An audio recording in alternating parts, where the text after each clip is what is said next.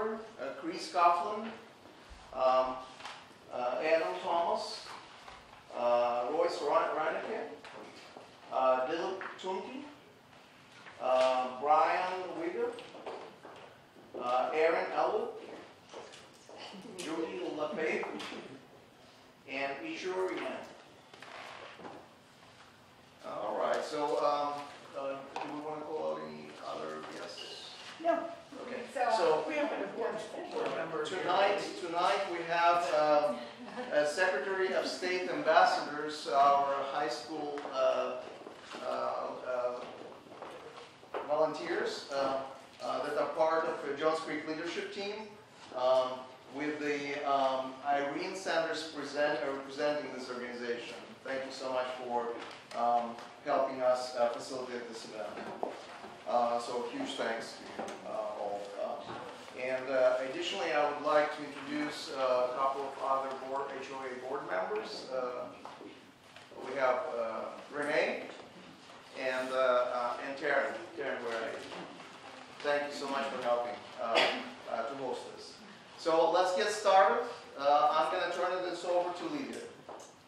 So the first thing that we're going to do tonight is each one of the candidates has 1 minute to give you a brief overview of themselves, and then our 3 kids here are going to each have 1 post that they're going to direct questions that we've gathered from some of you and some that they've made up.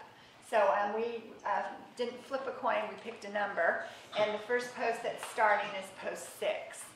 So Aaron, you would be the first to introduce.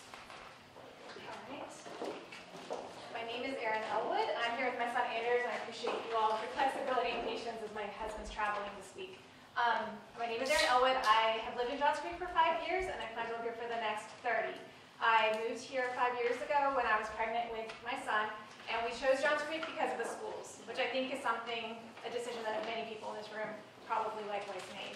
And the reason I start out telling people that I plan to live here, until I retire, is that my platform is a forward-looking platform. I'm looking towards the future of Johns Creek and long-term solutions. And in particular, I would like us to build the parks. 2 years ago, we all voted that we wanted more parks, and Johns Creek is exceptional, except for it is below average in the number of parks and green space per acre per resident.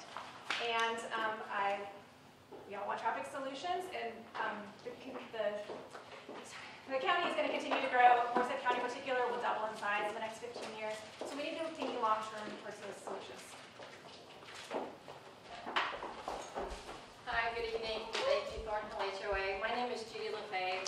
I'm here with you tonight on behalf of everybody I have worked with. I see so many familiar faces with my time during the JCCA, as well as Planning Commission. Our fellow Planning Commissioner here, a couple of them, which is great. What I plan to bring is my passion for growing Johns Creek in an intelligent, meaningful direction.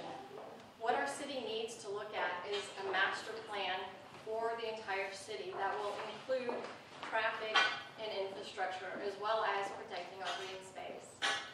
So, if you are looking for someone who is known to be moderately conservative, fiscally responsible, and socially sensitive, I would be that candidate. Thank you. Hi, I'm Ishur Yang, and I actually ran 2 years ago, so several of you might recognize me. And some people ask me, a lot of people ask me, why are you running again? And I'll be honest, I wasn't planning on running. But I wanted to run, I still want to run, only because I want to represent you, the residents. Sometimes we see that on the, what's being made as a decision isn't always what the residents want. So I want your voices to be heard, and I want you to understand that I'm going to represent you. A little bit of my background is I have lived here for almost 30 years. My parents have lived here for a little over 30 years, and I've raised my children here. They've gone to Barnwell Elementary, Autry Mill, Johns Creek High School. I'm invested in this community. I'm invested in you.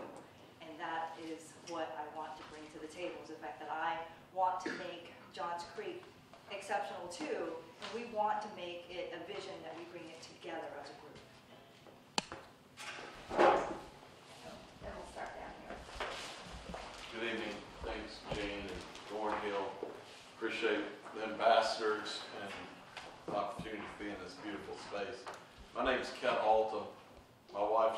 is here.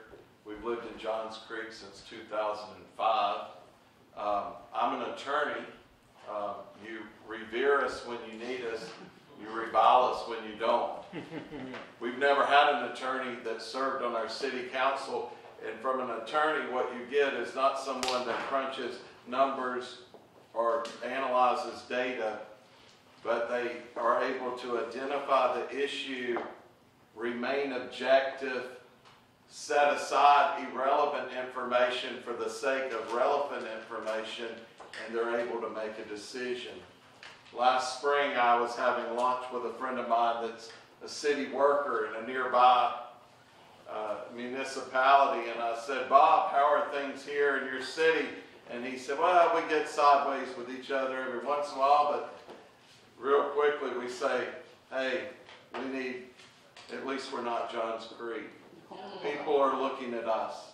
We have a council, and people have used the word, so I'll use it. It's getting nothing done. It's dysfunctional. We need to do better. Good evening, I'm Mary Beth Cooper. Thank you again to Thornhill and to the Student Leadership Johns Creek, Secretary of State and Ambassadors. I know you guys are going to bring home the trophy again to make it 3 years in a row because you've got a bar to reach. So the bar to reach now is you've got to win by more points than they won last year. So I know that's in your vision plans. So I've lived in Johns Creek for the last 11 years. My family's been in Johns Creek for over 20. Our city needs to move forward. We're kind of stagnating. We keep talking about the same issues over and over and over again. Issues get put up, issues get put down. Issues get tabled that need to be addressed. Votes get taken and nothing's done. We made a huge move Monday night to align our comp plan and our zoning ordinances. That is massive because we just put together our 10-year plan for what we want the city to look like from a zoning standpoint. We need to go forward. Ask for your vote, and I thank you for your time in coming out tonight. Well, good evening, Johns Creek. Thank you, Thornhill HOA, Student Leadership Johns Creek. I've been a supporter of your program for a long time. I am the incumbent out of the 10 up here. I represent you in Post 4 on City Council. I am filling Bob Bray's term, and I've been in the position about 2 years. When I initially ran, I ran on government efficiency, fiscal responsibility, novel traffic solutions, resident first zoning, and quality of life, preserving that, our schools here in the area. And so I invite you to go to votechriscoughlin.com and click on the accomplishments tabs. Essentially, my initiatives with broad support from council, the residents, and businesses, I've been either able to save the city millions of dollars or raise revenues. That's allowed us to lower taxes and increase our levels of service. So I'd like to continue that over a 4-year full term. So thank you. Hi, my name is Adam Thomas, and my beautiful wife is here tonight, probably my biggest supporter in Johns Creek, along with a bunch of other students that I have supporting my campaign. Tthank you to the HOA here. It's a great neighborhood. Thank you to the student leadership team. I have zero political responsibility or experience, but what I do bring to the table is 25 years worth of wealth management experience, playing the role as CFO in wealthy families' lives. So I think bringing fiscal responsibility to a kind of a debacle type of council situation that I've watched on the different council meetings where everybody just grandstands and plays a part against people. I want to bring leadership and efficiency to that team so we can move forward in Johns Creek. Thank you. Good evening, everybody. My name is Maurice Reiner. Probably a lot of you know me. I've lived in Johns Creek area since 1986. Pretty old, got a lot of experience here. I'm running to improve the effectiveness of our city. We have a great city. I think we can continue to work to make it better. I hope you will all take a moment to read the handout that I provided in the back room so you can learn more about me and to visit my webpage and my Facebook page so you can get more information in addition to what you might be doing tonight. So I'm looking forward to this discussion. Thank you.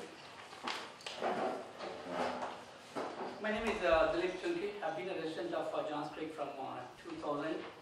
I have a bachelor's in civil engineering and a master's in environmental engineering and MBA in finance from GSU. I've I've been on the community development for the last 5 years, been on the Chattahoochee High School Governance Council, instrumental in bringing the greenhouse to the school. So what I want to bring to the council is like my engineering experience and experience in operations and finance, where I could be able to represent all the residents' views, and all the decisions that are made in the city council will be representative of all the whole community and all the residents' views compared to what is happening right now. So I want to take Johns Creek in the forward-looking directions, more on the energy efficiency and quality of life, pushing towards the green, getting more parks into the Johns Creek. Thank you. Good evening. My name is Brian Weaver. Thanks to HOA and Irene Sanders and everybody for being here tonight. My name is Brian Weaver, and I bring 37 years of experience to the table. And when I say experience, I mean the last 14 years, last 11 years, I've been serving as the Assistant Chief of Johns Creek Police. I retired in April. Before then, I worked for Fulton County Police, and go all the way back to 1982. I know that's pretty much telling y'all how old I am, but it is what it is. But anyway, I've been in this area for a long time, over 30 years. Been living in Johns Creek for 17 years. And what I like to bring to the table is problem solving. That's something we did every day in police work. Every time we went out. De-escalation skills, we do it all the time. Professionalism, integrity, and knowledge. I know how the government should work. I know what we're supposed to be doing, and I'll make sure we get the job done. Thank you very much.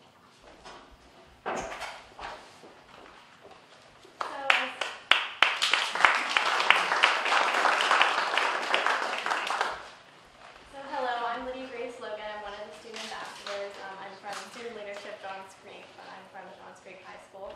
So I would like to start off, as this is a meet and greet, and most of you probably don't know your opponents very well. Candidate Elwood, first of all, I'd like you to turn to one of your opponents and ask him a question.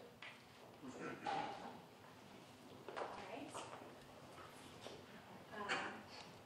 Candidate Lefebvre, what was one of the most interesting cases you saw while you sat on planning commission?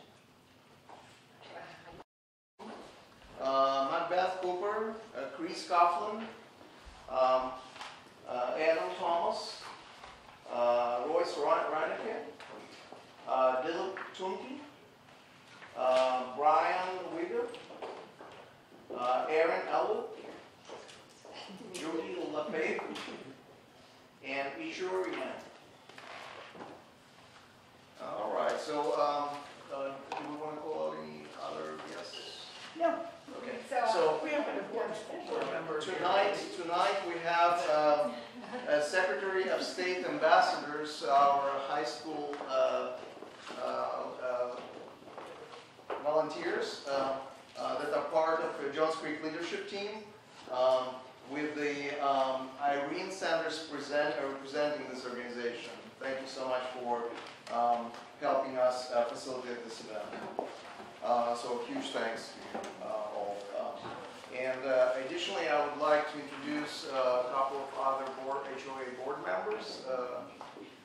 We have Renee and Taryn. Taryn, where are you?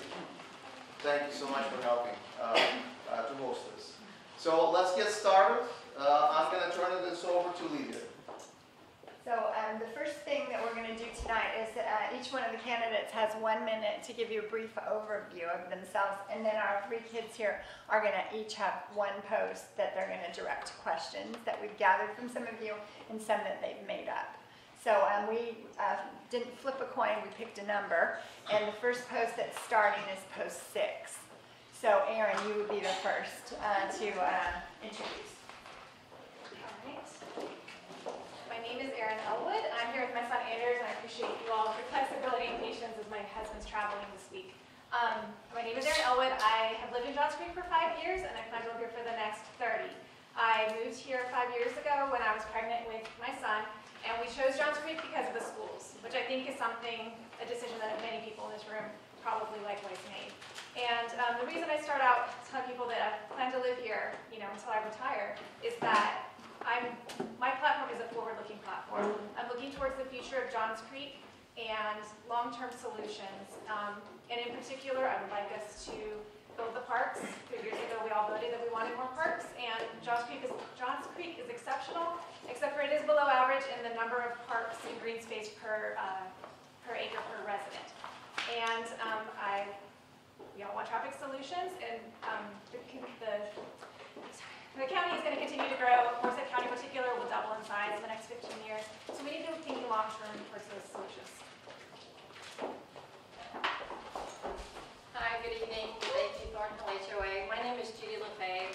I'm here with you tonight on behalf of everybody I have worked with. I see so many familiar faces with my time during the JCCA, as well as Planning Commission. Our fellow Planning Commissioner here, a couple of them, which is great. What I plan to bring is my passion for growing Johns Creek in an intelligent, meaningful direction. What our city needs to look at is a master plan for the entire city that will include traffic and infrastructure, as well as protecting our green space. So, if you are looking for someone who is known to be moderately conservative, fiscally responsible, and socially sensitive, I would be that candidate. Thank you. Hi, I'm Isher Yang, and I actually ran 2 years ago, so several of you might recognize me. And some people ask me, a lot of people ask me, why are you running again? And I'll be honest, I wasn't planning on running. But I wanted to run, I still want to run, only because I want to represent you, the residents. Sometimes we see that's on the, what's being made as a decision isn't always what the residents want. So I want your voices to be heard, and I want you to understand that I am going to represent you. A little bit of my background is I have lived here for almost 30 years. My parents have lived here for a little over 30 years, and I've raised my children here. They've gone to Barnwell Elementary, Audrey Mill, Johns Creek High School. I'm invested in this community. I'm invested in you. And that is what I want to bring to the table, is the fact that I want to make Johns Creek exceptional too, and we want to make it a vision that we bring it together as a group. Then we'll start down here. Good evening. Thanks, Jane and Thornhill. Appreciate the ambassadors and the opportunity to be in this beautiful space. My name is Kent Altum. My wife Charlotte is here. We've lived in Johns Creek since 2005.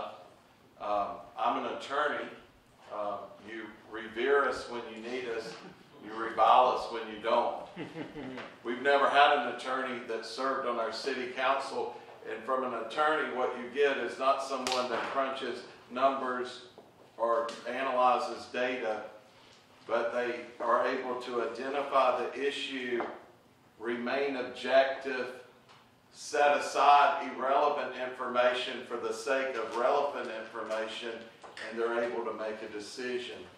Last spring, I was having lunch with a friend of mine that's a city worker in a nearby municipality, and I said, Bob, how are things here in your city?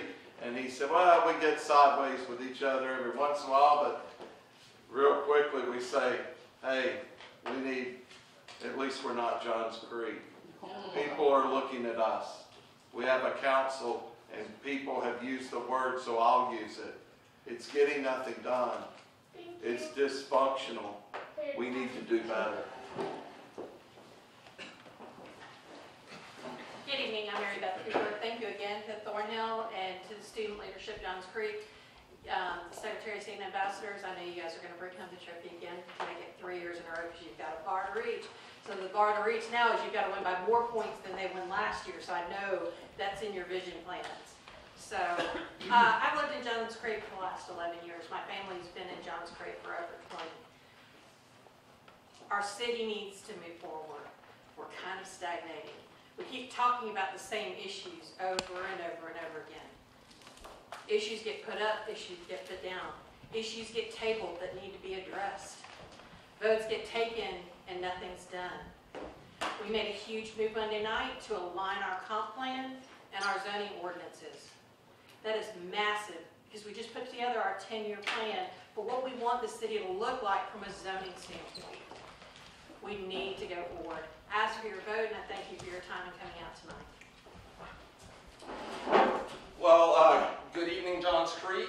Thank you, Thornhill HOA, Student Leadership Johns Creek. I've been a supporter of your program for a long time. I am the incumbent out of the 10 up here. I represent you in Post 4 on City Council.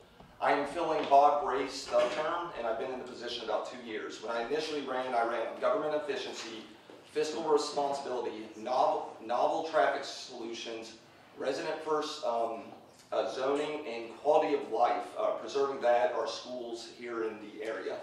And so I invite you to go to votechriscoughlin.com and click on the accomplishments tabs. Essentially, my initiatives with broad support from council, the residents, and businesses, I've been either able to save the city millions of dollars or raise revenues. That's allowed us to lower taxes and increase our levels of service. So I'd like to continue that over a 4-year full term. So thank you. Hi, my name is Adam Thomas, and my beautiful wife is here tonight, probably my biggest supporter in Johns Creek, along with a bunch of other students that I have supporting my campaign. Thank you to the HOA here. It's a great neighborhood. Thank you to the student leadership team. I have zero political responsibility or experience, but what I do bring to the table is 25 years worth of wealth management experience, playing the role as CFO in wealthy families' lives. So I think bringing fiscal responsibility to a kind of a debacle type of council situation that I've watched on the different council meetings where everybody just grandstands and plays a part against people. I want to bring leadership and efficiency to that team so we can move forward in Johns Creek. Thank you. Good evening, everybody. My name is Royce Reiner. Probably a lot of you know me. I've lived in Johns Creek area since 1986. Pretty old, got a lot of experience here. I'm running to improve the effectiveness of our city. We have a great city. I think we can continue to work to make it better. I hope you will all take a moment to read the handout that I provided in the back room so you can learn more about me and to visit my webpage and my Facebook page so you can get more information in addition to what you might be looking at. So I'm looking forward to this discussion. Thank you. My name is Dilip Chunki. I've been a resident of Johns Creek from 2000. I have a bachelor's in civil engineering and a master's in environmental engineering and MBA in finance from GSU. I've been on the community development for the last 5 years, been on the Chattahoochee High School Governance Council, instrumental in bringing the greenhouse to the school. So what I want to bring to the council is like my engineering experience and experience in operations and finance, where I could be able to represent all the residents' views and all the decisions that are made in the city council will be representative of all the whole community and all the residents' views compared to what is happening right now. So I want to take Johns Creek in the forward-looking directions, more on the energy efficiency and quality of life, pushing towards the green now, getting more parks into the Johns Creek. Thank you. Good evening. My name is Brian Weaver. Thanks to HOA and Irene Sanders and everybody for being here tonight. My name is Brian Weaver, and I bring 37 years of experience to the table. And when I say experience, I mean the last 14 years, last 11 years, I've been serving as the Assistant Chief of Johns Creek Police.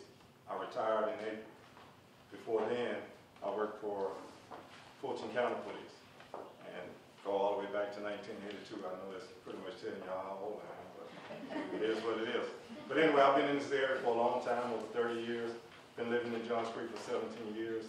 And what I like to bring to the table is problem solving. That's something we did every day in police work. Every time we went out. De-escalation skills, we do it all the time. Professionalism, integrity, and knowledge. I know how the government should work. I know what we're supposed to be doing, and I'll make sure we get the job done. Thank you very much.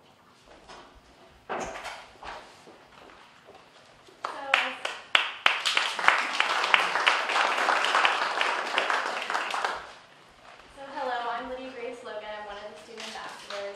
I'm from Student Leadership Johns Creek, but I'm from Johns Creek High School. So I would like to start off, as this is a meet and greet, and most of you probably don't know your opponents very well. Candidate Elwood, first of all, I'd like you to turn to one of your opponents and ask them a question. All right. Candidate Lefebvre, what was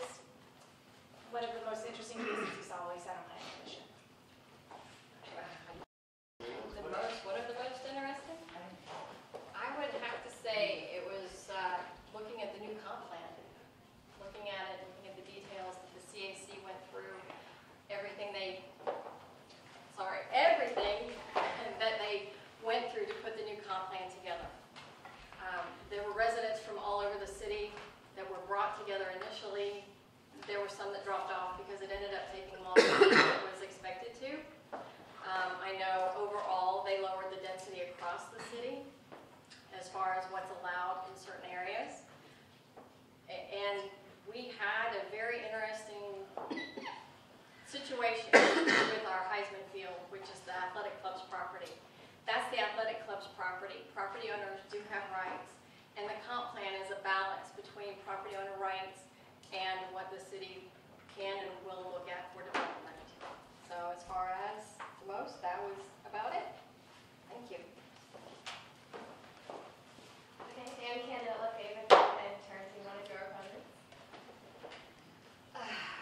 One more question.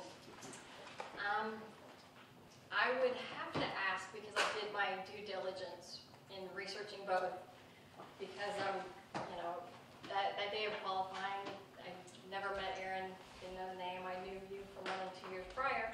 So I looked into, who's kind of done what, and I guess my question for you, candidate Yang, would be, in the 2 years since you last ran, you haven't submitted an application to participate on an appointed board.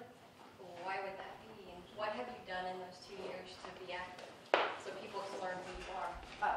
Yeah, you know what, honestly, I wasn't planning on running, and also the other thing was I was scared. I was, when I ran 2 years ago, it was me doing all the groundwork, and at first, people didn't want me to run, people didn't know who I was, and I got I was bullied to a certain degree, but I didn't want to talk about that. I wanted to talk about the issues. And yes, maybe I didn't I didn't apply for anything, and you're right, I didn't, because like I said, I was a little afraid of it, and I didn't think I was going to get it, honestly. I felt like they were running against, because I was running against the establishment or whatever. I'm trying to stir the pot. And I wasn't. That's not what I was here to do. I'm here because I really want to represent you guys. And it's one of the things that I recognize as I'm watching the council meetings, and I realize that these council meetings, we are not given the information early enough. We are also trying to find information later on. We have to do FOIAs just to find information. It should be about transparency. It should be about, working for the residents. And it's not just about, oh, did you earn it just because you did something for the city. It should be about the residents. Anyone who wants and believes in the city should be able to have the ability to run, period. If you want to make an effective change, you should not be told that you can't run, or you shouldn't run. And that's why I ended up running. And candidate Yang, if you could pass the question. I guess it'll be fair. Thank you. You know what, we don't really know that much about you, so let's understand why you decided to run, because I think it'll be a good story. Okay. I decided to run, I think, motivated by, in the same way that many people at these tables, were motivated, and that the city council feels like it's at a bit of a crossroads. A lot of people feel that the city council has been less than effective, and that it's people by indecision. And I feel that I have a skill set that would be very well suited to being on city council. Like Kent, I actually am also an attorney, and dispute resolution is one of my skill sets, and as is research and critical thinking and analytical skills. My favorite thing about my job is when discovery drops, which is when the other side gives you all the paper and you get 5,000 pages of paper and you get to look through all of them and find out and try to put the pieces together and figure out what the real story is. So I think all of these things would help city council, as well as, again, my long-term perspective. I unfortunately can't rewind time and have lived here for 30 years like many of you have, and I hope that all of you are very happy raising your families here. I'm embarking on that journey now, and I want this city to be the best that it can be. I have 30 more seconds still. Okay. Well, I have talking to a lot of voters. I have been involved in grassroots organizing the last few years. I have talked to hundreds, if not thousands, of voters around Johns Creek canvassing for various candidates for office. And in that time, talking to so many voters, I have heard so many things that are important to the people here in Johns Creek, like the moms that are worried about, where do our teens hang out? They're hanging out in the Target shopping center parking lot, or they're hanging out at vape shops. Like, why don't we have parks for them? Thank you. My next question is once again for all the candidates, so if you could just take a turn. Now for post 4, starting with candidate Elton. In the August 19th meeting, $2 million decrease in property tax revenue. Johns Creek has many unmet needs. The need to develop parks is well beyond the money being received from park bonds. Public safety also continues to grow. How would you meet these needs within a more limited budget? Thank you for the question. Fiscal responsibility is important. It's important to a household. It's important in the private sector. It's important for government. I've spoken to some of the current members of our city council. They're concerned. They believe that the millage rate was reduced too far, too low. One said, in Johns Creek, we like to live in our $500,000 homes, but we don't want to pay the taxes that are normally associated on a national level with a $500,000 property. Lowering taxes is a noble endeavor, but it does not mean gamesmanship. You don't do it in an election year just to lower the millage rate or to lower other taxes when you know, hey, we're cutting it too low and we're going to have to raise it. Other council members believe that next year we're going to have a raise in the millage rate, that we are already fiscally responsible, lean and mean. And so our concern is that we have the revenue that we need to do the things that we need to do, that we want to do, but we don't use gamesmanship as part of the council to earn votes. I won't do that. I'll make tough decisions, and when I look at people and they ask me why, I'll give them a dozen reasons why we needed to make this tough decision. The other thing I'll do before I make a decision, I'll consider all of the consequences and know what we're facing. Thank you, Candidate Elton. Candidate Cooper. The current local political climate seems contentious. What will you do to keep things positive? So the political climate internationally is contentious. Nationally, it's contentious. In our state, it's contentious. We have a contentious governor's race. In our city, it's contentious. We're nonpartisan in our city government, which helps smooth some things over. The contentiousness is we need a city council that works together in all things, that does not choose to hold back facts for personal gain or attention, which we've seen, that does not want to one-up the person sitting next to them on the dais. We need to work together. We saw it this past Monday. We had two council members, the mayor and Councilwoman Stephanie Andres, work together to go through some parks bond stuff. Some hard decisions have to be made. We have a parks bond. It's awesome. Unfortunately, what we want to do with our parks is way more expensive than how much that $40 million parks bond is. So we have to figure out how we're going to spend those dollars and how we're going to allocate. So two people who typically on the dais, if you watch city council, aren't always walking together, work together on a very hard issue. That's what you have to do. You have to reach across to the people that you may not always agree with because you can find common ground. It's being, in a large family of Irish children, I learned to find common ground. And that's what you have to do here. And it's not hard to do. Just reach out and ask. The rising popularity of vaping in middle and high schools is a rapidly growing problem. There are several vape shops popping up all over the city, especially around school grounds. Councilman Coughlin, as the only incumbent running, why did you vote against regulations of the vape shops? So, as I should have mentioned in my intro, I am a scientist by trade, and what I usually require is the efficacy of policy, whether it be database, empiricism-based.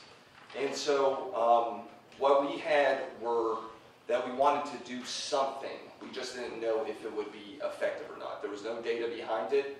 There was no evidence to show that it wouldn't adversely impact adult vapors trying to not smoke tobacco-based cigarettes. So what I've done lately, I've worked with Pathways to Life, and we're working with epidemiologists over at Georgia State where they use a diagnostic criteria to identify high school and middle school kids that are either at risk of substance abuse or are currently abusing substances. Unlike the current approach that's not reducing recidivism. So we've implemented regulations, and it's actually, vaping still increases with these implementations.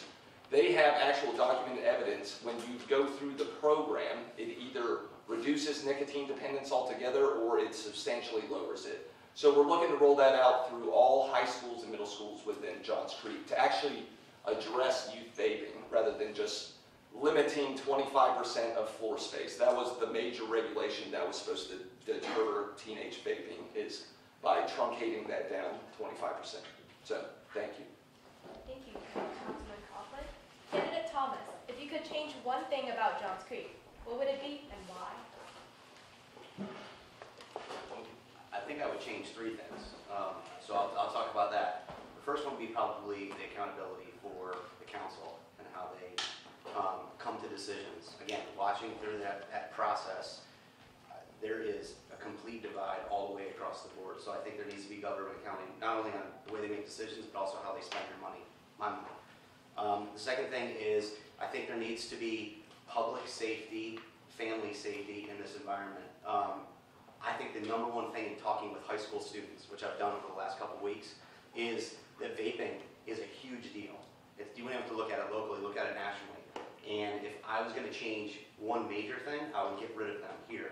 We don't add other stores or establishments that cause that same type of behavior. I would get rid of those completely as well. So those are the two major things that I would do. Thank you. Hi, I'm Olivia Schaefer. I attend Chattahoochee High School, and I'm going to be asking questions to Post 2. So this first question is candidate Ryan Keith. Would you agree that a well-planned visual and performing arts complex with more than 250 events per year would be a significant stimulus to Johns Creek, and if not, why? On the question of the Arts Center, of interest to members of our audience. Currently, the arts community is being funded by Fulton County to conduct a feasibility study. They received $250,000, if I'm correct. And I think we're all looking forward to what that study tells us as to what our community can support. One of my possible concerns is that in creating all the cities in North Fulton, we've sort of balkanized North Fulton. The original idea was to have a Wilton County. Right now we ended up with 5 cities. And we can't be in competition with each other. We need to support each other. We need to find our areas of strength. So if arts is going to be an area of strength for Johns Creek, which I believe it should be, then we should focus on that area and develop it. That doesn't mean that we should develop everything in Johns Creek, and that there might be strengths and reasons to go to Roswell, go to Alpharetta, that seem to be booming retail centers. So I think if Johns Creek's going to be the exception, we have to figure out what we want to focus on. And I think the arts would be a very useful thing to focus our efforts on, because it's important to our community, our quality of life, our home values. Thank you. Thank you. This question, candidate Tukey. Many communities surrounding Johns Creek have established a cool downtown area. What vision do you have for Johns Creek? Basically, like, everyone I'm talking to, they're coming back and saying, like, Duluth has a, like, Alfred has a better downtown and Swanee has a better downtown. So basically, you need to center around the city hall, and just like the arts and culture they're talking about, we should develop that one and promote the arts and culture. We got to give the businesses a reason to come back. We got about 400,000 square feet of empty office space in the technology circle.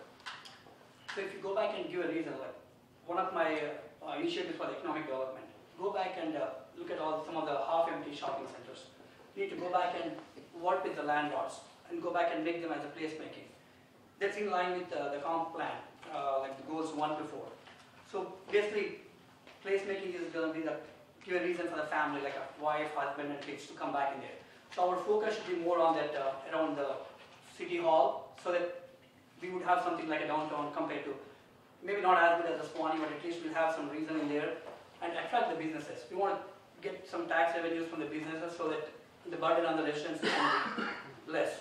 Like just like what we did on the lowering the millage rate, we want to find businesses and attract them so that we don't have to come back and increase the millage rate and you put more burden on the residents. So I would completely focus on around the city hall, because we have a park coming up in there, and also if you can put a cultural center in there, that would definitely attract more business and give reason for the millennials to come back into Johns Creek.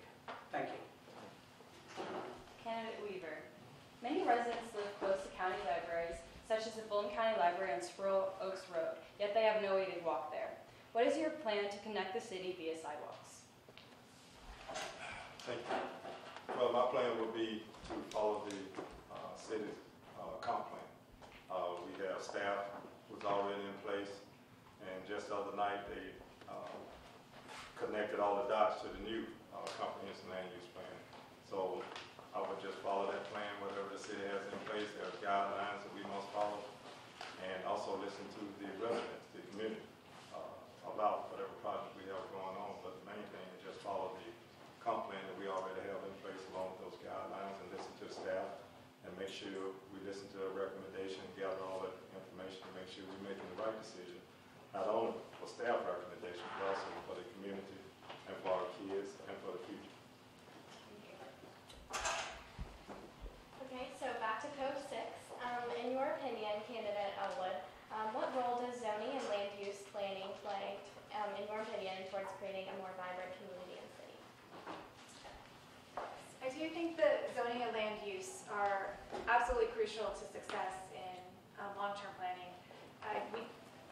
When Johns Creek was not founded as a city, it was an unincorporated Fulton County, but when it was built out in the 1990s, I don't think that there was a long-term plan, and it resulted in some amount of suburban sprawl that we're now trying to go back and fix.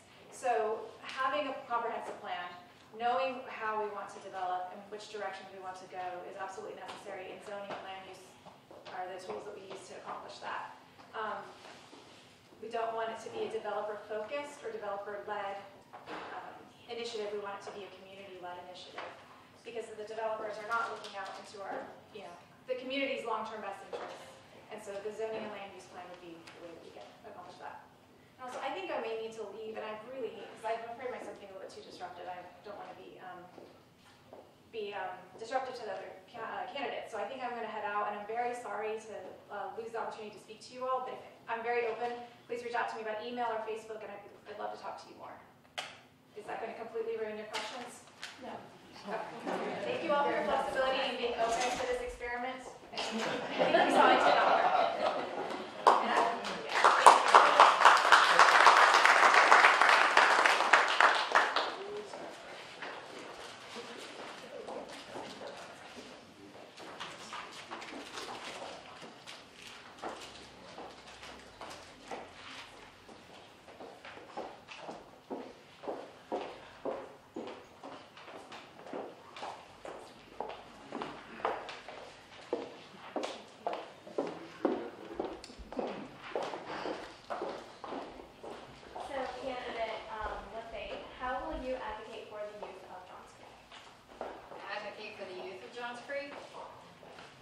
I think I've already done some of that by working with the Secretary of State ambassadors who are part of the student leadership program. That was kind of a bittersweet point for me to run. I wouldn't be able to work with them this year, and it is a little awkward to be on this side of the questions. But I've enjoyed it, and that's something I would continue to do, is promote the youth. I have a 20-year-old and an 11-year-old. Never let a doctor tell you it can't happen. Yeah, I like to prove people wrong with that. So I have an 11-year-old who's at middle school, and I want to see him involved and vibrant, and his friends involved and vibrant in different activities. He does baseball. He's very smart. I'm waiting for the FBI to show up someday. That's a whole other issue. I want to continue to see programs like student leadership grow and expand. Irene does a wonderful job with the 100 kids, but I think if we had more people like Irene to give her time with the youth, that we could expand it even further, and to see some of the minds that have already come through the program. Why we don't have teleporting to fix traffic yet is beyond me. So thank you. Thank you. Candidate Yang, how do you plan to involve residents in the decision-making process in our city? How do I plan on involving the residents in the district? Well, there's several ways we can do that. One is getting that message out, being available to everyone. The other thing is, I know that we have it available, but not everyone knows to go get it. It's kind of a pull where we can push that information out. We can also take advantage of social media. We can take advantage of the fact that a lot of us are open and we're willing to meet with everyone. I know that when people call me, email me, text me, or whatever, I am willing to meet with everyone. And I really encourage that. The other thing is getting that information out to the residents ahead of time. A lot of times our agenda information items are not sent to us or sent to the council early enough. And then, you know, we had this issue with the Medlock Bridge with the 3 lanes, with the 11-foot lanes. And that was because a resident pulled a FOIA. We didn't, and Freedom of Information Act. And it's something that I would like for the residents to know this information prior to having to pull FOIAs or prior to, it's like pulling teeth to get this information. We want our residents to be they are educated. We want to give that information to you so that you don't have to pull it. We should be pushing it out to you. We should be making it easy and accessible to you and not fight it tooth and nail. Because FOIAs aren't free, And so that means someone has to spend the effort and has to have the wherewithal to know to do it. Thank you. For Post 4, we'd like to repeat one of the things that Post 6 was doing. So, candidate Elton, please turn to one of your opponents and ask a question. My question is for my opponent, Chris Coughlin. We've already touched on the issue tonight, but I want to be direct in my question. The Centers for Disease Control in the past month has said that vaping is a youth health crisis. I believe yesterday the 9th person died nationally with specific ties to vaping.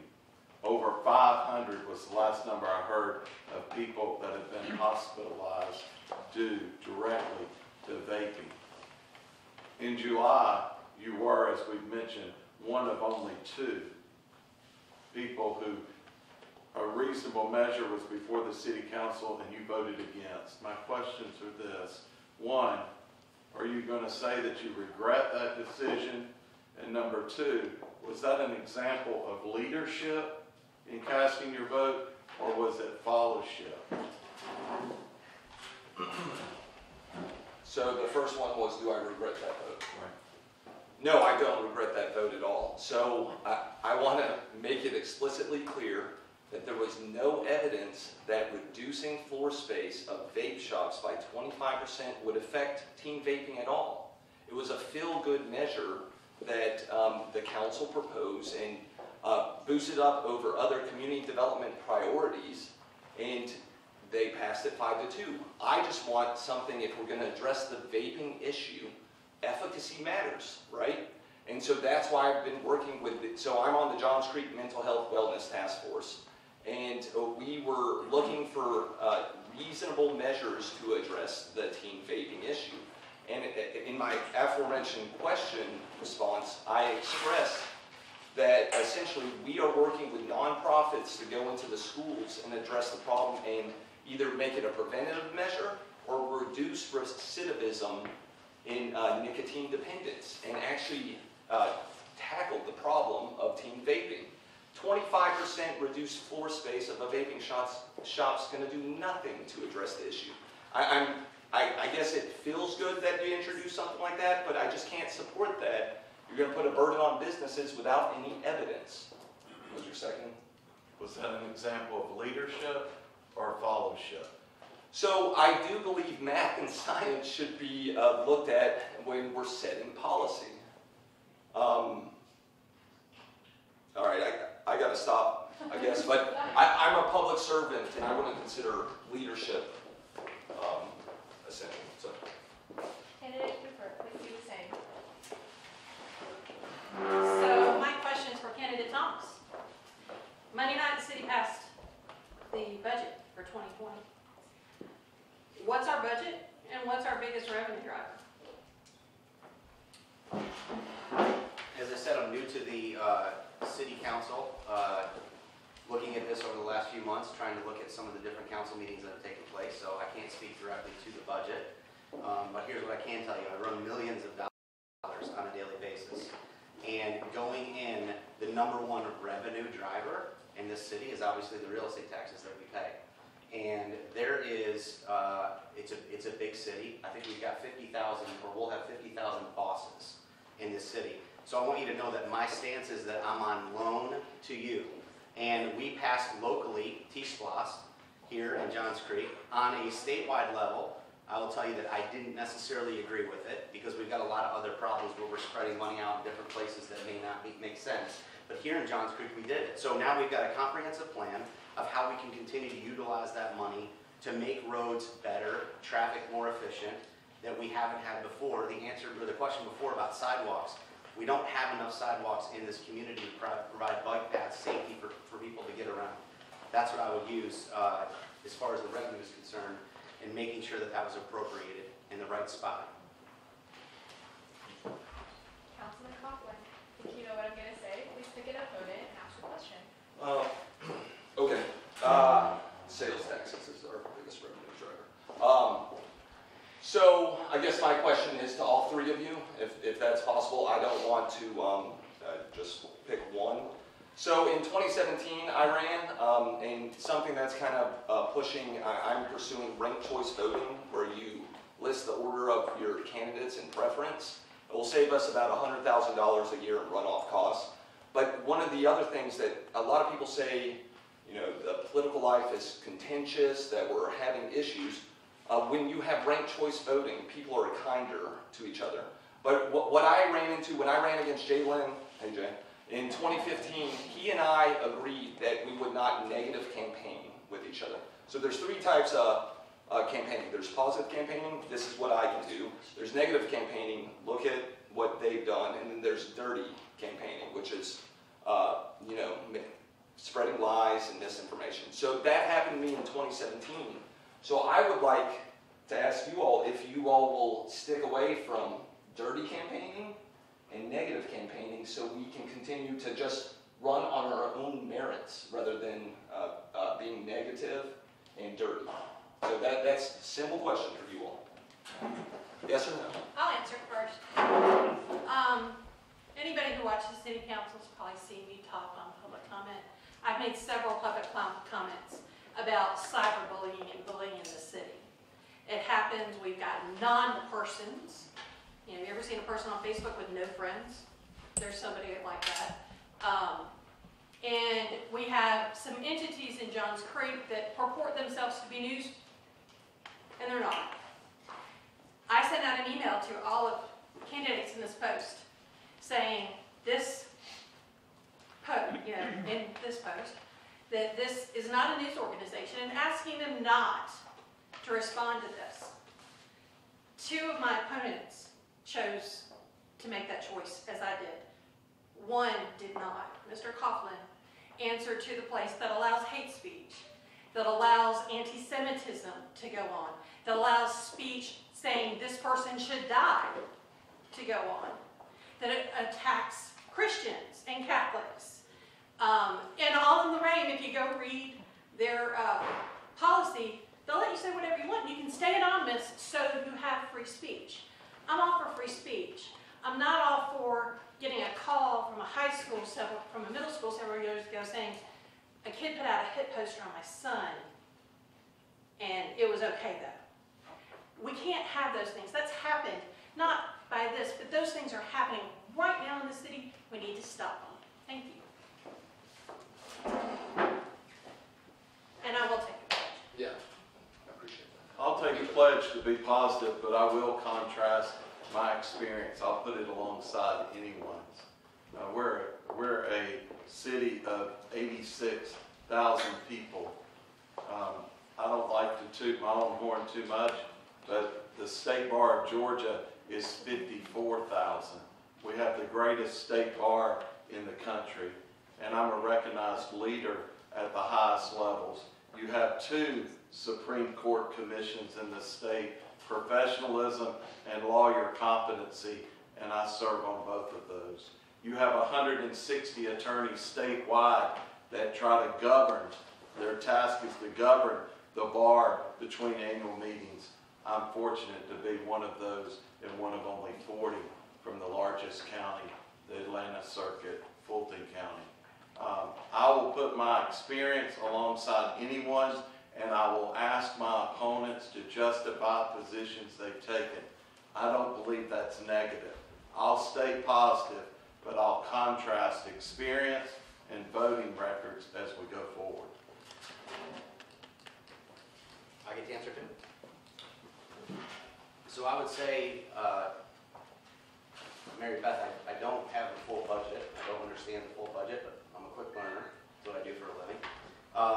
And yes, Chris, I will not be adversary or mean or that, but I will contrast you on different things that I completely oppose. And so the vape shops is certainly one of those things that I oppose. Public safety is probably the number one thing that we want to make sure that we have great first responders in our city. I think that's the number one thing, and we have very safe communities and environments in our city. And those are the things that I would be probably more opposed to what Chris has to say. So candidate Thomas, would you pick an opponent and ask a question? Sure, I'm going to ask Chris a question, and that is, talked to a lot of people over on the far corner of Johns Creek, and there was a proposal to put a fire station, a fourth fire station, to help alleviate the pressure and the stress on our other three fire departments. And it's been national average, and I don't want to quote, I don't have the specific quotes, but I know that we're at about a 14-minute response time, which the fire department says is basically death compared to the under national average of 10 minutes. And again, approximations. And we've opposed that, and one of the things that I would like to do is run and get that underway so we can increase public safety. I would like to ask Chris why he opposed that. So I've never opposed the fire station, and if you would have watched the budget discussion on the 19th, I actually have supported the fire station. So yeah, I'm not sure how to respond to that one. I think you did oppose it, but... Well, so I'm supportive of the fire station, and the response time, I think it's about 9 or 10 minutes in the shark fin area. We were looking at experimenting with a quick response vehicle that we were trying to lower the response times of a static fire station and experiment with that. And the experiment, it did not work out, and so we're pursuing the fire station. That's it. And then and one additional thing on the response to the, what would you call it? The blog. Everyone else on this slate of candidates responded to that. So just want to get that out there. Okay, so this is to all the candidates on post 2. It's the same question. You guys don't know each other well, so you guys are going to ask one of your opponents a question. So we're going to start with candidate Reinke. Okay. My question is going to be to Mr. Tumke, my left. No discrimination here, we're putting on everywhere. One of the issues that's of interest to the community is our T-SPOS projects. And where are we? Are we moving forward? And what's our approach? A lot of people asking questions about that. I'd like Mr. Tumke to address how we would address T-SPOS and all the projects on the list and moving forward on those projects. Thank you. Basically, like under T-SPOS, like we are focusing on the tier 1. So as you look at the comp plan, we listed out all the projects that's going to be done in the 2025. So most of them we're going to be using the T-SPOS, like the funds, and some of them we're going to go back into the general fund too. So if you look at the priority-wise, like we are looking at the Johns Creek from Sergeant Road to the Magnus Road, and a few other like the Bowles Road. So we have a few projects that are prioritized and already put in the comp plan. So we may not be able to do all the projects that are outlined in there, but you would go back and focus on the ones that are listed in the comp plan and get those things done. And the additional funds, we will go back and reach out into the general funds to see, based on the priorities from the residents, we go back and reach out to all the residents and get their input and see which ones would be prioritized based on their need. So for that part, I would go back and reach out to residents on a regular basis and get their input on what City Council is planning and communicate that back to all the residents and then take their input and come back and prioritize the projects that's part of the comp plan. Thank you. Okay, now candidate Tunke, you can ask questions.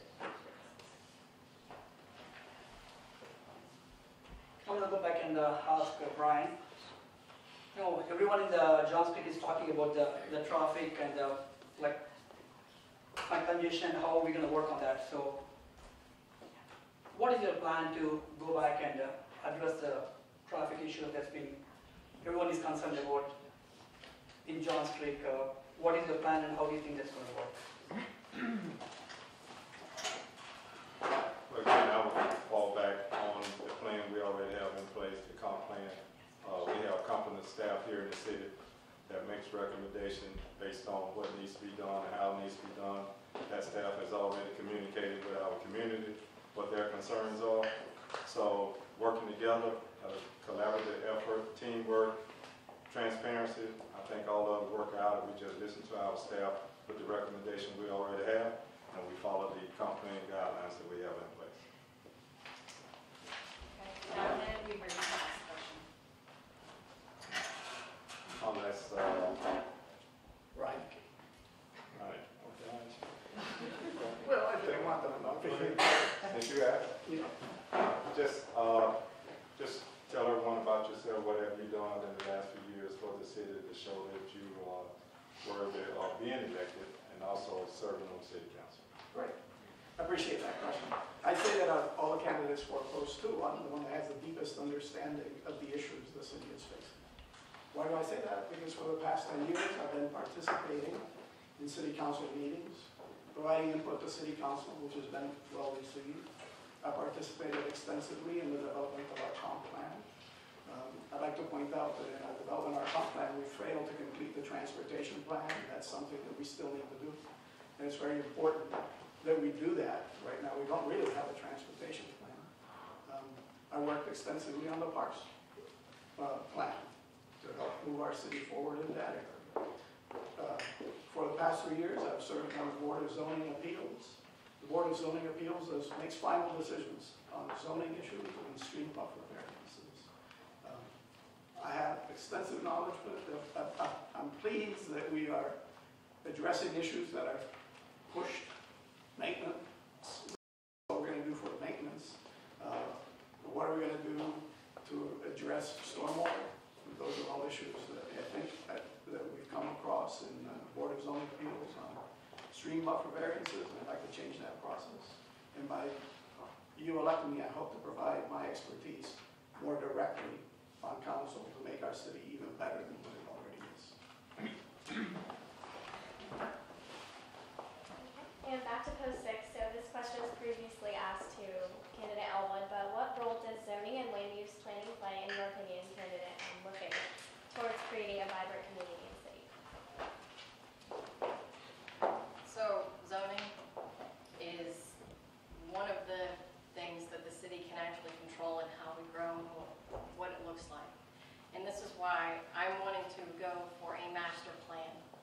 Because what that will do, it will tell developers when they come into the city what product we want in specific areas. And it also ties into taking into consideration how we move people around, how it will affect traffic. It'll tell us, what housing products will go in certain areas. We currently have, certain areas of the city that are zoned maybe AG1, and they can go to an R1 or an R4, depending on what is surrounding that. So to keep us vibrant, we have to be a little more forward-thinking and work on a master plan and bring that together to bring all the components and put everything into place. Instead of being reactionary, it's time to be a little more proactive. Thank you. And candidate Yang, if you could answer the same question. I actually agree that we do need to be proactive, because that's one of the things that we have kind of had issues with, is the fact that we react to, traffic is a reaction to our development. We may have overdevelopment and issues, and now we have a lot of traffic. So it's kind of self-inflicted. So one of the things for zoning is we do want to make sure we follow the comp plan, follow what we define as our zoning for us, and keep within that plan. So that's important to me. We have development that we don't have a lot of space anymore. Actually, I think once I looked at the comp plan, I was looking at it. There's some areas that have like maybe 2%, 3% availability for development. So one of the things we also have to look at is the revitalization of certain areas. So it's not just developing, but we need to think about how we think about the future, envision it, and work together instead of just haphazardly doing it. Because right now we have different developers doing different things coming in to us for variances, and we need to just have a more like to Judy's point, variances. I mean master plan. There's a lot of things that we agree with, and there's a lot of things that we may not agree with. But one thing is we all want to have a plan. We all want to have a vision. Coming back to post 4, this question addresses all 4 candidates. Would you agree that a well-planned visual and performing arts complex with more than 250 events per year will be a significant stimulus to Johns Creek? And if not, why? Starting with Senator Elton. You won't hear this much from a politician. Yes, I do believe we need an arts center. Our Arts Alliance brings together different interest groups around the arts. I believe that it's important, and here's my experience and my point of reference. Follow this analogy with me. When I was in high school, we had YMCA programs in our city, but we had no facility. We had a soccer program, and we had a gymnastics program, but we were always in borrowed space.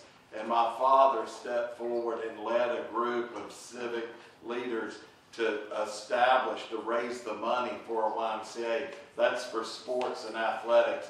And I saw what that did for our community around those programs. Exponentially, they improved in quality and in participation, because now we're visual people in our society. We had something that we could see. We've got the symphony. We've got the Johns Creek Arts Center. We've got these programs. Our daughter has benefited from those. I'm not one that's going to go to an opera performance. I'm sorry, I'm not. Okay? I won't be there. Give me a free ticket and I'll give it to someone who wants to go. We don't have to sit here and say, what does it mean for me all the time? We need to say, what does it mean for our community? And I think we need a thriving arts community with an arts center. Thank you. The same question goes towards candidate. An arts center kind of, to me, sounds somewhat limiting. The new move is students know, why don't we have something more aligned with a STEAM center? Science, technology, engineering, art, mathematics. We need space. We have a wonderful Johns Creek Symphony. They don't have it anywhere really in Johns Creek other than some of the churches that can hold them to play. They can play outdoors at limited times at Burkhalter Amphitheater. We need this. It needs to be a joint project. One of the things our city strives on is working on joint projects. We are working on one with the Wall That Heals at Veterans Park at Newtown Park. The city, the Veterans Association was just given $30,000 Monday night for 3 different companies to help put that together. Those are the things we need to do. The private part of this is happening. If you've ever met our wonderful composer, he will absolutely landlock you and get you till you want to give him money because he's great at it, and that's what we need. So yes, do we need to have an art center? Yes. We need to expand the thought thinking about it too. Thank you. Yeah, it would absolutely be an economic driver. As we proceed for looking at the town center vision and plan, in what I would consider, it's starting to come together slightly organically, but in my head, we have the city hall right now. We just bought that property, and essentially we were leasing 2 buildings, not really put in equity, so it made sense to purchase a building. And then we were able to also purchase about 20-acre park just north of it called Linear Park. We're eventually going to develop that park, and then there is a property for sale right next to City Hall. And in my mind, in my vision, in some of the discussions we've had with community development and other staff and council members, you know, if we had a performing arts center right next to City Hall, that could be an anchor for a town center. And you wouldn't have to do, if you all recall the original town center vision, it was talking about, you know, thousands of residential units. Well, if you had the performing arts center there, it could supplant the need for a heavy residential. And we could have something modest but nice like Duluth. So I really hope to do that. And one thing, I will challenge the arts community to challenge council to make donations. I have a tendency to put my salary back into the community. I would like to see if the arts community would challenge everyone who sits on council to either donate 1 month, 6 months, or 1 year of salary to the arts center once they get their capital campaign started. So, thank you. Lastly, with candidate comments. So in short, when I first started this, this trail about a couple months ago, I started asking people, hey, where's downtown Johns Creek? And no one knew where downtown Johns Creek was, or there isn't a place. And you know, I was sitting with David Bell Isle, and he became mayor to challenge really the city of Alpharetta to build that great area that they've got downtown now. It continues on to Avalon. And you know, you talk to him now, and he's since, you know, moved on, but he's proud of what happened down there and continues to what happened. And so yes, do we need some type of central location, whether we call it town center or not, whatever it might be? Yes, we need something along those lines. I'm going to meet with the head of performing arts next week and talk to him about a little bit more about what his vision is for the future. So here's what I would say. In watching some of these council meetings, there's a whole bunch of people up here that aren't on the council. And all they do is talk about what they're going to do down the road. Here's what we're going to continue to do. Here's what we're going to continue to do. Here's what we want to do. But no one ever makes a decision. We need people on the council that are not politicians. They're not career politicians. They've not been around here to bring fresh ideas with what the citizens of Johns Creek want to have to move those forward. Okay. This question goes to all the candidates on post 2. In Georgia, the hands-free law prevents drivers from holding their phones at any time while driving. Yet there are still many people texting on the roads. Do you think there are any concrete ways in which the city can enforce this law for the well-being of all residents? You may all be shocked, I don't know myself. So you're never gonna catch me texting, driving, anything of that nature. Dump those things. I used to have a cell phone. Used to be a chain to be yanked on. Okay. So I get that. Now what can we do as a government in terms of controlling others' behaviors? We try, but I think it's also important to realize that there's a certain amount of personal responsibility associated with the use of cell phones and other devices, and that it falls on all of us to not drink and drive, to not text while we're driving, to pay attention to the rules of the road. We don't have a police department that's out here to be in control of us, that's out there with cameras and checking to see who's on the phone, but those behaviors do have bad consequences, and we need personal responsibility. I don't think we're going to change people's behavior by locking them up because they use the cell phone. Really, I don't think the society will stand for that. But I do hope that people will take it upon themselves to realize that texting is dangerous. Also, watching videos is, tuning the radio is. My mailbox was taken out by a driver who was tuning his radio while he was driving down the road. I was hit on in a head-on collision just recently on Bice Road, wiped out my car. I'm glad I survived because somebody was on the phone. Do I want the police to address this issue? Well, I think where they can, and Mr. Weaver can probably talk to this better, they do their best. But they also have other things they need to do, and it's up on us to not text and drive. Thank you. Oh, that's a good question.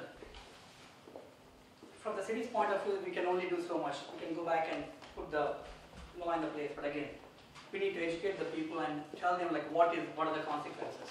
So we cannot really force them to do what is needed. So if you go back and educate like what we do with the teen drivers and those, you need to go back and educate all the residents, going back and saying, okay, these are the consequences. So rather than just enforcing it, rather than, I don't know what else the city can do, but again, go back and educate them, tell them what are the consequences. So go back and look at the past history and say, these are the things that happened because of these things. So educating the people is the best tool that we can do to address that issue.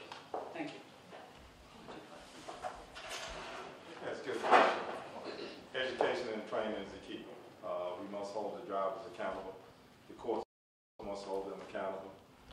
the same time, we must also educate them and let them know why, and let them see what the consequences are, so they'll know what they have to deal with. But education is definitely key, and it starts at home. Thank you. Thank you, Mr. Thank you for coming out tonight, and as we are coming to an end, we will ask each of the candidates to give a short, brief closing statement. Starting with Post 4. So I guess candidate Elsa. Before we go, are there any questions from the audience? Does anybody have any additional questions that you didn't give us? I do. Okay, good. My name is Larry DiBiase, and I live in Parsons Run. I've been in Johns Creek for about 25 years and raising a family here.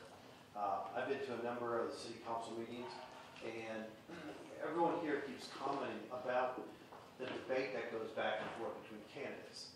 And I'd venture to say that some of that debate is actually really good, because we don't want a single opinion on the council. With multiple debates and multiple opinions, usually what distills out of that is probably the best idea, given the facts that are available right then and there. So my question is, with the budget that was recently passed, and congratulations on that, because I know it took a lot to do that. With that pass and the reduction in the millage rate, there's been conversations, as you mentioned, Kent, that there may be a 12% increase in millage rate next year. What is the candidates, how do you want to mitigate that 12% if it should occur? Meaning, how are you going to bring on new business here? Your plan for bringing on corporations, and what type of corporations you want to attract to Johns Creek. What kind of jobs do you want Johns Creek to look like or have available to students that graduate here, live here, and want to raise a family here? Whoever wants it. That's a great question. I had a great conversation with our Chamber of Commerce about opening something that I saw when I lived in Birmingham for a few years. Basically, it's kind of like an entrepreneurial startup. There's entrepreneurs out there who have an idea, who have a great idea. They just don't have the capital base yet, or the knowledge to get the capital base sometimes to do what they need to do. And so it's a public-private partnership. In Birmingham, my company contributed to, was part of the private partnership with the city of Birmingham. And it allows these smaller companies to flourish. We've got, as Dilip said, a lot of empty office space sitting in Tech Park. You can put that to use, give them somewhere to go, rather than sitting in a Starbucks or sitting somewhere else where they're trying to run their businesses and trying to do what they can do. What most people don't realize about our millage rate is actually backwards looking. So the millage rate that was just set by City Council is what was paid for the prior year, which is why they were able to lower the said millage rate, because we had a lot more revenue come in. So with the throw out of the number that I heard Monday night with you, Larry, was this 12%, it's, a lot of the budget fluff's been cut. You've looked at the budget, I know you looked at it, I looked at it, $62+ million. They've cut it a lot.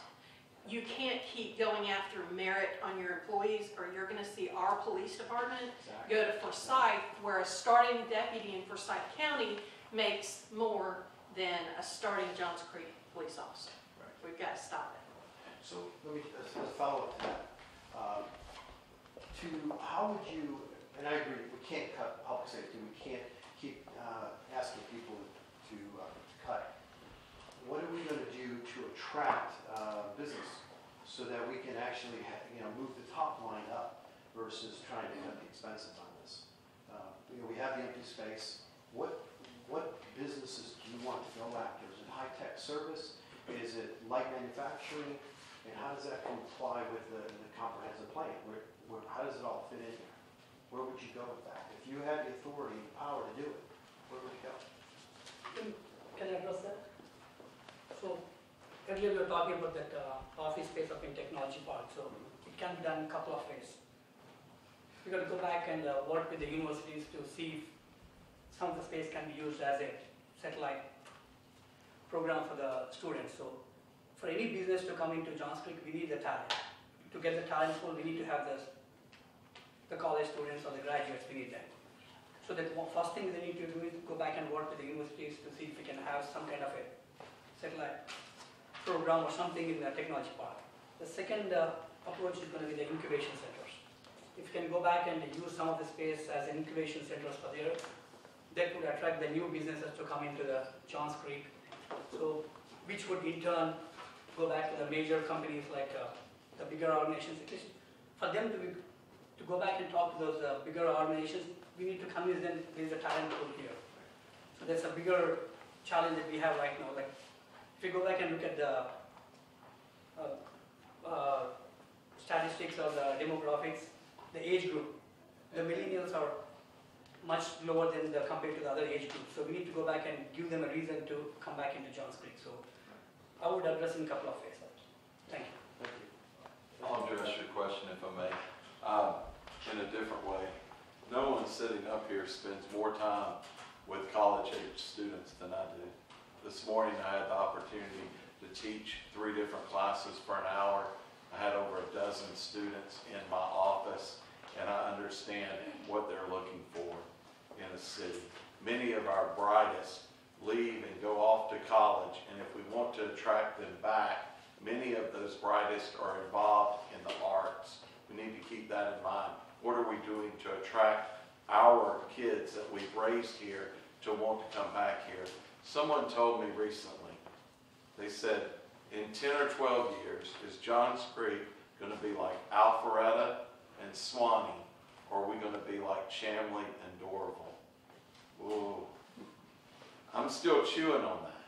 I don't know how much weight to put on that. I think there could be where something other than Alpharetta, Swanee, or Chamblee and Doraville. But if we are not looking for our opportunities to grow in sensible ways that help our residents, what's going to happen is businesses are going to leave, attrition over time, and what's going to happen is we're going to need businesses, and we're not always going to get what we want.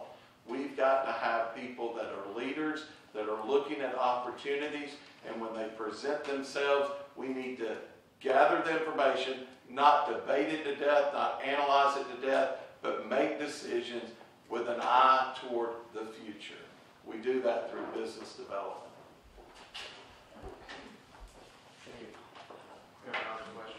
Can we hear the rest of the answers to this question before we move on? Did anyone else have an answer? Sure, I'll take that. We have a health-based economic development plan called iHeartJC. Lon Thacker, props to him. It was an individual citizen. We worked on it with a few of the council members. And essentially, the target industry is healthcare and healthcare technical. Like I know McKesson was thinking about leaving Alpharetta, and so it would be great if we could get them in some of our tech park areas. So it's really targeting those inelastic jobs that essentially recessions don't hit healthcare. So healthcare technology was the initiative kind of that we're pursuing. Okay. Let me address your question there. So I have 4 years experience in business, engineering, SolidWorks. So when I came to Atlanta, I opened up an office in Technology Park, North Cross, before there was a Technology Park in Johns Creek. And I helped grow that company from 4 to over 450 employees. So what brought us there? But we built 2 buildings, by the way, at that park. First thing we need to understand in business is that business is always in a continuous transformation. The first thing is we're not going to repeat what happened in the past. What's in the future is different than what we know today. And business is being transformed significantly through online work, through technology, how people work, the size of businesses. We no longer have big backroom operations like a State Farm did, where we had a big insurance company and a lot of people working in a back room, or banks that would go to fill these office parks with office jobs. 30 seconds, this is such a long answer. But let me get quickly to a point. A few years ago, we developed a strategic business development plan. And like many things around here, we forgot about it. We moved on to the next squeaky wheel. We need to go back to that plan, which was developed under Mr. Gray and Mr. Broadbent, refocus on it, and do oversight, and continue to improve and work on a plan. We don't have a plan. So why are we not following up on our strategic development plan and working with Johns Creek Advantage and the Chamber to go ahead and promote business. But we need to be opportunistic. We can't sit here and say, well, we want this business to come here. That's not our decision. Thank you. Did you have a question? Yes. I'm Bob Ramey. I'm 3 years resident of Johns Creek. Folks have just dropped the millage rate. At some point, it will eat into our budget priorities. At that point, probably we'll all raise our taxes. Looking at our neighbors, looking at Suwannee, looking at Duluth, looking at Alpharetta, you got the best mall, Avalon there. You got all the Sam's Club, Costco, everything there, Home Depot. Everything goes into the other side except John Street. So that means in the end we are left paying for the taxes, or all our revenue is going out, as I see. Are we trying to attract, are we averse to big businesses, or our priority is small businesses? That's my question. One thing I've learned as I've been talking to people is that with sales tax revenue, it is a county tax that's allocated per capita. I thought the same as you did, that Alpharetta had Avalon, therefore they're rolling in the money. The truth of the matter is sales tax is collected countywide and it's distributed per capita back to the cities. And so we're benefiting from Avalon just like they are. But we need to be mindful that every time we want to do something special as a family with our spouse, you have a half day off, you don't want to have to drive 35 minutes to go do it somewhere else. We really need to make our city have the things that residents care most about accessible to them. One problem that I have with lowering taxes is that look at when it's done. You had the toll that was removed. It was removed quickly, and now we're going to put it back in on 400. Guess what? That happened in the governor's first term a few years ago. Okay? We need to ask ourselves, why did the council lower it? And it should have been lowered to start with. We have to have some revenue.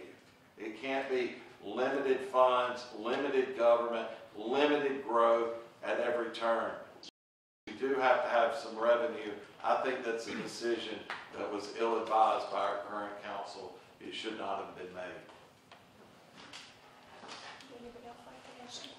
So I'll talk about the millage rate real quick. I introduced that motion, and it passed 7-0. So let me remind you, as Mary Beth alluded to, you can see the millage rate on the back end.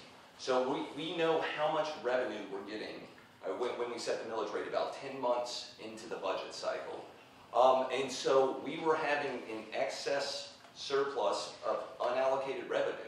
And so what we decided to do is keep some of that excess and then give some of it back. So we were going to be about $3.5 to $3.7 million over the budgeted revenues for our year. So I don't know about you, but we did not have funds prioritized in the 10-year financial plan for certain needs. We have accrual accounts. So we gave some of that money back, and still it allowed us to put some of that surplus to include things like stormwater.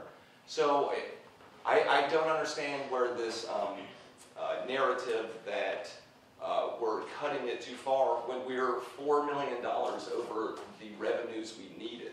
So if there are needs, put them in the budget. And that's what I've always argued. Put them in the budget for the 10-year financial plan, and then we can raise and lower taxes as need be to fit that, the revenues for that year. It's best practice government accounting. Rarely does anyone do it. Anybody else want to answer? We have another question. This is for Mary Beth Cooper. You seem to be pretty knowledgeable about the city. What is your background? I know you're not on the council, but you seem to know all the issues. Could you tell me a little bit more about yourself and what you've done with the city? I grew up in Most Part, East Cobb. Moved to Johns Creek 11 years ago. I got transferred back with my company to Atlanta and moved into my neighborhood off Morton Road, and immediately they went, fresh meat, and went, come be on the board. And I went, let me get settled a little bit. And so I served on the board of my HOA as president. I'm currently the vice president. And about 2.5, almost 3 years ago, a developer wanted to develop some land. If y'all know, we have one set of water towers in Johns Creek. They're right on my subdivision. And there's a subdivision going in next to them too. And so I had to get involved in the city. By that, I actually met Judy LeFay, who was president of the Johns Creek Community Association. She goes, "Oh, look, fresh meat," and said, "Come join the Johns Creek Community Association," which is a membership of HOAs. It's the HOA for HOAs inside of Johns Creek. And I was the zoning chair. So being the zoning chair, I got, every time somebody wants to go, NIMBY, no, they want to build this, they want to build that, I would get an email and work with the directors of the Johns Creek Community Association board and say, okay, what do we want to do? What do the members want to do? Because we represented members, so it wasn't what I wanted. And so doing that, I started watching how the city worked. Started attending city council meetings on a very regular basis. Started attending planning commission meetings, Parks and Rec board meetings, Arts Advisory County meetings. As a single mom, it's hard, but you find the time. If I can't get there, I watch it online. So I encourage everybody to go back and watch something. You'll learn. Thank you. I have a question. Yeah. For Mr. Rankin. So, since you've been on the zoning board, Board of Zoning Appeals. So, how do we address all these vacant parking lots that are acting as solar panels and creating issues with stormwater runoff? Is there a way we can replace those with more environmentally friendly service? I believe there is. And right now, the Board of Zoning Appeals implements our stream buffer variance process. And our stream buffer variance process is how we control runoff in this city, non-point discharge. Point discharge is easy, that's where you know where the water's coming out of some sewer pipe and you control it. Non-point runoff is just what's out there. When it's rain, where it all goes. In Johns Creek, we have 4 major bodies of water. They're Long Indian Creek, Johns Creek, Collick Creek, and the Chattahoochee River. And the state monitors those. They all rank a 4 on a scale of 1 to 5, where 1 is good and 5 is bad.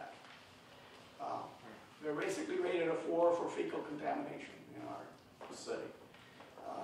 The issue that points out is that our stream buffer, our runoff program really is not working as well as it should. Roswell has been able to improve the quality of their water, for 30 seconds, because they've actually aggressively looked at, from an engineering perspective, how do we actually manage our runoff? And what I'd like to see is the city move to a more engineering, hydrologically oriented approach to runoff instead of going to a Board of Zoning Appeals of citizens to just grant variances, and to really approach it from a more technical and hydrological approach and consider solutions like you mentioned. Thank you.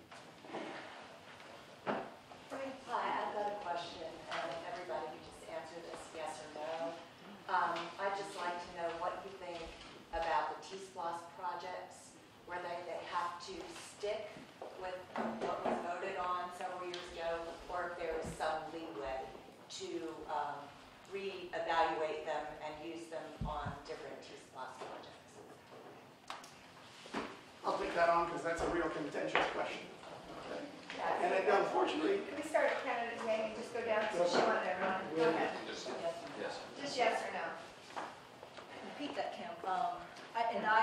Yeah, Basically, I don't think you should have to stick to it. Yeah, is everything set in stone where we have to go the way it was voted on, or is there some leeway like the other communities? I think there should be some leeway because honestly, the T-SPLOS was brought to us under to me, it was a little bit shady. So I would think that we need to have it with some leeway, absolutely.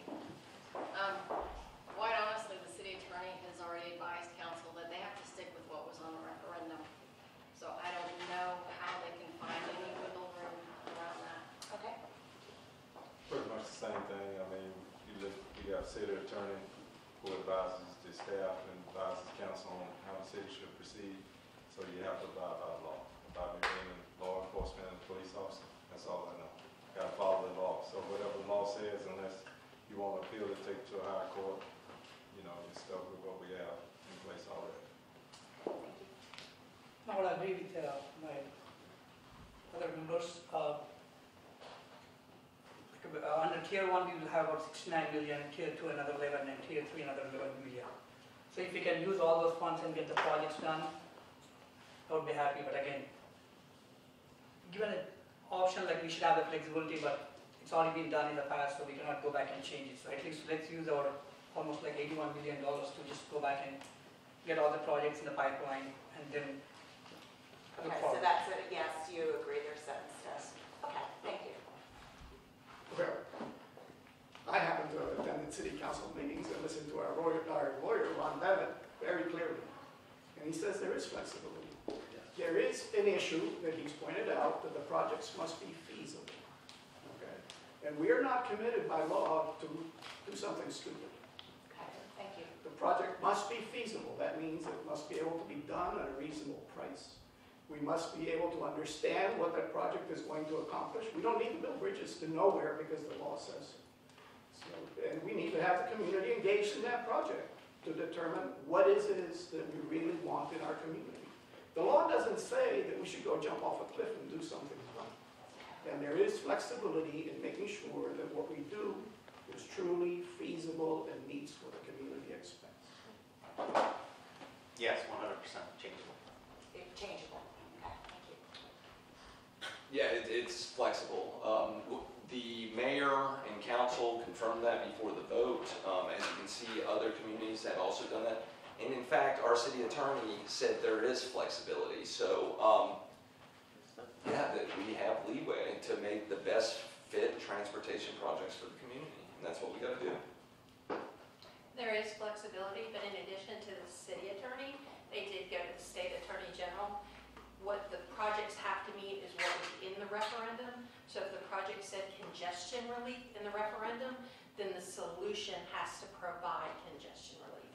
So it doesn't necessarily have to be what it said, but it has to be formative and proven to provide congestion relief. So yes, there's flexibility. Thank you. As one who teaches constitutional law, you cannot collect a tax for a particular purpose and use it for another purpose. Therefore, there is some flexibility, but we would have to demonstrate as a city the connection between what we propose to do and the purpose for which the taxes were collected. One thing that no one is seeming to talk about, this is a county tax, a county referendum, and Johns Creek is subject to be sued by one of two groups. Number one, a group of Johns Creek residents who say the indecision by the council is unacceptable. They need to move on these projects. They've collected over $40 million in 2.5 years. Nothing has been done. The second suit could come from neighboring municipalities in North Fulton that have used their funds and say, hey, Johns Creek's sitting on theirs. We have other projects to fund. They can sue and a Fulton County judge will decide what happens to that money. We need leaders that make decisions. We need leaders that prioritize projects, and we don't sit on the data and kick the can down the road and keep everything in a planning stage, a study stage, an engineering stage. They've got all these preliminary stages and names for them. The truth of the matter is it's been over 2.5 years. It's time to get a shovel and break ground. The first one was passed when they got started. We were actually, tier 1, we've made substantial progress in 8 out of 10 of the tier 1. So, just like some clarification with accuracy. The accuracy is everyone may have changed on one Monday night. Everyone is described in a list of 11 projects as planning stage, survey stage, or engineering stage. It's been 2.5 years. You got $40 million of tax dollars. Decisions need to be made. The residents deserve some action. Okay, so this is going to be our last question for the night, so. So it's a lot of pressure. So this Last question is question. for Chris. Other than traffic relief, now that you've been on board city council for what, 2 years? 2 years. What are 3 topics that you would address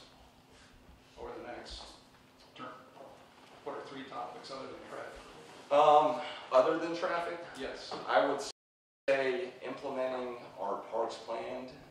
So, as Mary Beth alluded to earlier, council put up a parks bond referendum. I spoke out against the overpromises in public comment before that went out. I thought it was too much, and they were only asking for 40 million. Well, evidently it is too much. So the 3 pocket parks were estimated at the high end at 2.2 million. Now they're coming in at 8 million. Colley Creek build out was supposed to be 15 million on the high estimate. It's coming in at 27 million. So we're going to have to use some novel approaches to get the revenue. And so I'm working with staff on how we approach that. And historically, I've done pretty well at raising revenue or saving dollars in the past. Like I said earlier in my opening statement, my initiatives are responsible for about $2 million a year and probably going forward for a long time. So we can look at novel areas to pursue that. Did I say stormwater? No. Okay, so stormwaters,